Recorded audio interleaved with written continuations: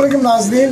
कढ़ाई खाने के लिए जब भी आप होटल में जाते हैं तो आपको हाफ़ केजी या फुल केजी का आर्डर देना पड़ता है, लेकिन इस वक्त हम नसीरा में हम आपको एक ऐसे होटल का तारफ़ करवाने जा रहे हैं जहाँ पे आपको जो कढ़ाई है वो किलो 2 किलो की बजाय बल्क में मिलेगी। जी हाँ, होल सेल में मिलेगी। हमारे साथ मौजूद है सर्किट ओनर अदनान साहब, हम उनसे जानते हैं। अदनान साहब अस्सलाम वालेकुम। वालेकुम सलाम, क्या हाल है? अदनान साहब एक चीज़ तुम काम शुरू कर लेना ਇਹ ਸ਼ੇਖ ਸਾਹਿਬ ਆਵਾਮ ਦੀ ਸਹੂਲਤ ਵਾਸਤੇ ਕੰਮ ਸ਼ੁਰੂ ਕੀਤਾ ਜੇ। ਕੁਝ ਲੋਕ ਐਸੇ ਨੇ ਜਿਹੜੇ ਗਰੀਬ ਲੋਕ ਨੇ, ਅਫੋਰਡ ਨਹੀਂ ਕਰ ਸਕਦੇ ਕਿਲੋ ਅੱਧਾ ਕਿਲੋ ਨੇ।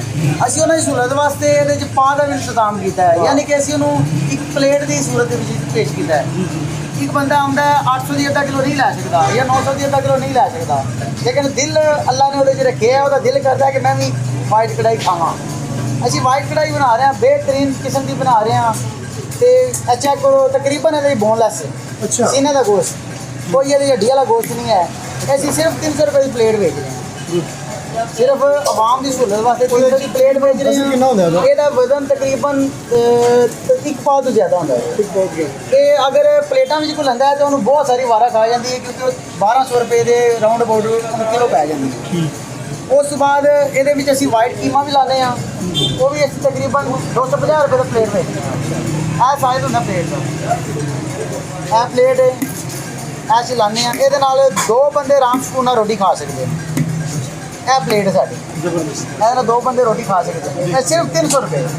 ਤੇ ਵਾਈਟ ਕੜਾਈ ਕੋਈ ਹੋਟਲ ਵਾਲਾ ਇੰਨਾ ਸਾਲਨ 300 ਰੁਪਏ 'ਚ ਨਹੀਂ ਦੇਣ ਲੱਗਾ ਤੁਹਾਨੂੰ।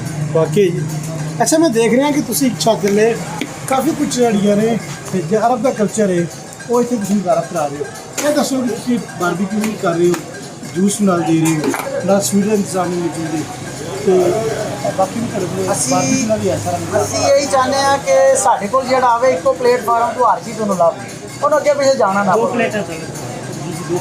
अच्छा, तो होटल की सबसे स्पेशल चीज़ करी ਸਰ ਸਾਡੀ ਤੇ ਹਰ ਚੀਜ਼ ਦੀ ਸਪੈਸ਼ਲ ਹੈ ਪਹਿਲੇ ਨੰਬਰ 'ਤੇ।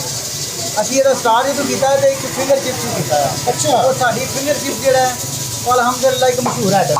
अच्छा ਇਹ माशा ਸਾਡੇ ਭਾਈ ਹੋਰੀ ਨੇ ਤੇ ਅਰਸਾ 9 ਸਾਲ ਤੋਂ ਇੱਥੇ ਬਣਾ ਰਹੇ ਨੇ ਜੀ। ਠੀਕ ਹੈ, ਇਹ ਤੁਸੀਂ ਦੇਖ ਕੇ ਮੇਰੇ ਸ਼ਗਿਰਦ ਨੇ, ਛੋਟੇ ਭਾਈ ਨੇ, ਲੇਕਿਨ ਮੇਰੇ ਕੋਲ ਦੇਖ ਕੇ ਤੇ ਮੇਰੇ ਰੋਟੇ ਦਾ ਅਮਲ ਅਲਹਮਦੁਲਿਲਾ ਚਿਪਸਾਂ ਦਾ ਸਾਡਾ ਬਹੁਤ ਜ਼ਿਆਦਾ ਖਾਂ ਕੇ ਬਹੁਤ ਦੂਰ ਦੂਰ ਤੱਕ ਲੋਕ ਆਉਂਦੇ ਨੇ। ਇਹਨੂੰ ਛਾਪਾ ਕਹਿੰਦੇ ਆ। ਠੀਕ ਹੈ, ਇਹ 100 ਦਾ ਲਾਜ ਤੇ 200 ਦਾ ਲਾਜ। ਇਹ ਸਾਡੀ ਮਸ਼ਹੂਰ ਆਈਟਮ ਹੈ। ਸਾਡਾ ਸਮਝ ਲਓ ਕਿ ਚਿਪਸਾਂ ਦੇ ਨਾਂ ਤੋਂ ਸਾਡਾ ਹੋਟਲ ਫਰਕ ਬਣਾਇਆ ਜਾਂਦਾ। ਗਲਿਆਣਾ, ਗਿਰਦੋਨਵਾ, ਖਾਰੀਆਂ, ਜੰਡਾ ਵਾਲਾ ਜਿੱਥੇ ਵੀ ਜਾਣ ਕਹਿੰਦੇ ਨੇ ਕਿ ਮਦਨੀ ਵਾਲਾ ਕੋਈ ਚਿਪਸ ਖਾ ਕੇ ਆਉਂਦੇ। ਕੋਈ ਸਾਡੇ ਹੁਣ ਕੜਾਈਆਂ ਜਿਹੜਾਈਆਂ ਬਾਰਬੀਕਿਊ ਸਾਡੇ ਕੋਲ ਹਰ ਚੀਜ਼ ਲੱਗੀ ਹੈ, ਲੇਕਿਨ ਗਾਹ ਕੀ ਕਰਦਾ ਜੀ, ਇਹ ਨਾਲ ਹੁੰਦਾ ਹੈ ਕਿ ਮਦਨੀ ਵਾਲਾ ਕੋਈ ਜਾਣਾ ਮਸੀਰੇ ਜਿਹੜੇ ਚਿਪਸਾਂ ਵਾਲੇ। ਹਾਲਾਂਕਿ ਚਿਪਸ ਇੱਕ ਆਲੂ ਹੈ। ਠੀਕ ਹੈ, ਆਲੂਆਂ ਦੇ ਨਾਮ ਤੋਂ ਸਾਡਾ ਹੋਟਲ ਮਸ਼ਹੂਰ ਹੈ। ਅਲਹਮਦੁਲਿਲਾ ਸਾਡਾ ਇੱਕ ਮਿਆਰ ਹੈ, ਇੱਕ ਟੇਸਟ ਹੈ, ਇੱਕ ਲੁਕਿੰਗ ਵਾਈਜ਼ ਸਾਡਾ ਚਿਪਸ ਹੈ ਜ਼ਬਰਦਸਤ। ਅੱਛੇ ਕਿਸਮ ਦਾ ਆਲੂ ਇਸਤੇਮਾਲ ਕਰਨੇ ਆ ਜੀ, बेहतरीन किस्म का साढ़ा चीज़। अच्छा, वीडियो देखने वाले को क्या पैगाम दोगे? वीडियो देखने वाले को यही पैगाम देंगे कि इंशाल्लाह जब भी तुहाडा चक्कर नसीरे लगे तो विजिट जरूर करियो ते भरा नूं दुआवां याद रखियो। इंशाल्लाह तुहानूं मायूस होकर नहीं जाना पैना। अच्छा, ये दसो भी गर्मियां भी ठीक सीजन है, ਤੁਹਾਡੇ ਕੋਲ ਇਮਲੀ ਆਲੂ ਬਾਰਾ ਛੱਡਦੇ ਸੀ, ਇਹ ਤੁਸੀਂ ਕੀ ਸੋਚ ਕੇ ਫਿਰ ਸ਼ੁਰੂ ਕੀਤਾ?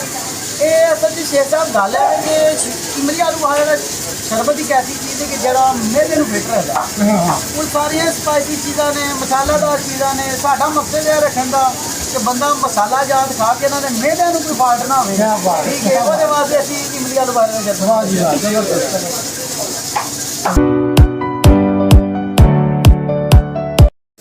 आपने विज़िट किया मदनी रेस्टोरेंट को, जो कि डेयरी फार्म चौक के ऊपर वाक़ है।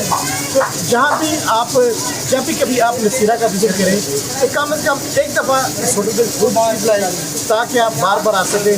जहाँ पर लज्जत, सेहत तो जायके से भरपूर चीज़ें आपको मिलेंगी।